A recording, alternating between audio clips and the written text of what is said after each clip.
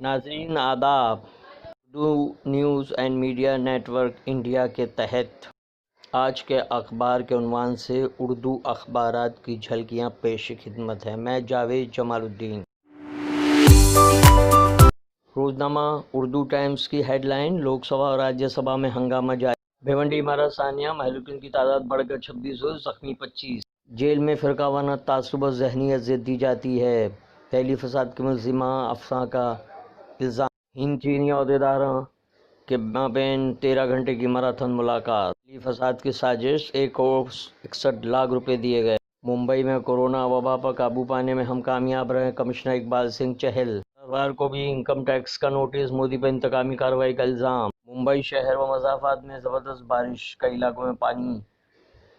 مالیگاؤں 2008 بم دھماکے کا معاملہ، کلیدی ملزم کرنل پروہت کی دسائے اجلاس کی ہائی کورٹ میں مخالفت کی جائے گی: گلزار اعظمی۔ میڈیکل کالم میں فاروق انصاری: ڈاکٹر کفیل خان کے اقدام پر مودی سرکار کو سوچنا ہوگا، ملک کے سوداگروں کو پھانسی ہی ہونی چاہیے۔ اللہ خان کا مضمون: کسان بل، حکومت کی دھاندلی اور پارلیمنٹ کا شرمناک استحصال، اداریہ ہندوستانی کسان ہی رہے گا۔ انقلاب کی شہ سرخی: اپوزیشن متحد، اجلاس کا بائیکاٹ، غیر حاضری میں کئی اہم بل منظور۔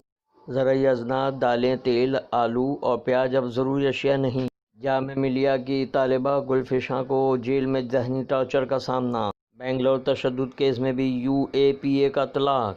دہلی سرکار کی کمیٹی کے نوٹس کے خلاف فیس بک سپریم کورٹ سے رجوع۔ تحفظ کا مضمون: جمہوریت کے تحفظ میں عدلیہ کا کردار اور اداریہ، پارلیمانی اجلاس اور جمہوری تقاضے۔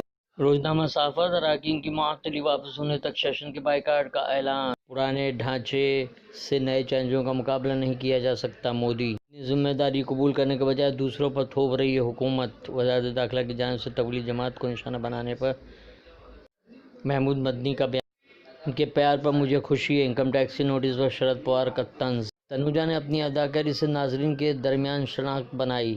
سینسیکس 300 پوائنٹ اور نفٹی 97 پوائنٹ گرا۔ اپنے حقوق کی بازیابی کے لیے تحریک شاہین باغ کو زندہ رکھا۔ اداریہ وکاس دوبے کے راز بتانے کے لیے وکیل تیار۔ ممبئی اردو نیوز کی شہ سرخی: ادھو آدتیہ پوار اینڈ کمپنی کو نوٹس۔ اپوزیشن ممبران کی معطلی ختم نہ کرنے پر احتجاج۔ بھیونڈی میں مرنے والوں کی تعداد 25۔